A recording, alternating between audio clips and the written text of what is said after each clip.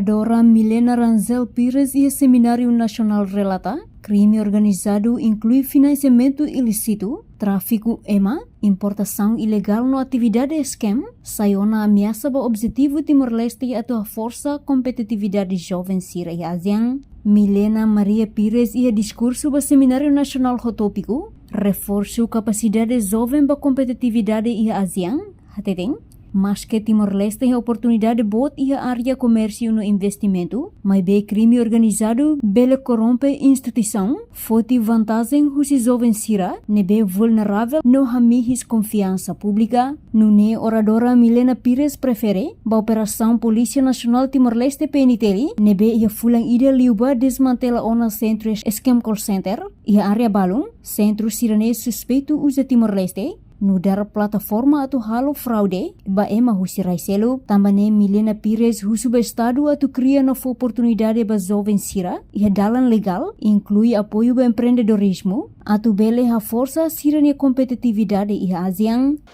Itatene kata crime organizado, financiamento ilícito, tráfico e mania, smuggling, lori produtos Sira nebe loja legal, Rusiliur. Não mais corrupção reforça a ideia. Mas e itare fula ida ni larandiona atividade itani Polícia Nacional nebe desmantela que sobo centros scam centros nebe usa Timor-Leste na plataforma tu a bolsa que fila fale ema husi raisi de selo eta moçan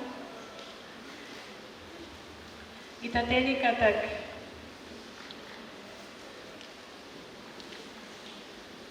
crime organizado nós buras de dão ou lau de dão e heiteni rain. Mas problema e tem crime organizado, ele corrompe e tem a instituição Sira. Ele explora jovem Sira, é bem vulnerável, também a cara serviço, precisa de serviço. Não nós, a menos ou a mais, confiança em instituições públicas.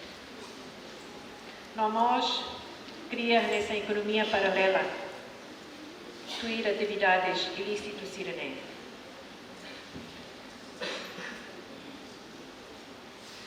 Enquanto nie sugere para o governo, atu continua a meter insegurança no aumenta esforço prevenção sobre crime organizado, no nebel prevene jovem Sira sai vítima, que envolve a rede criminal. Reportagem Epifânia de Carvalho, Marquita da Silva, Televisão de Propós.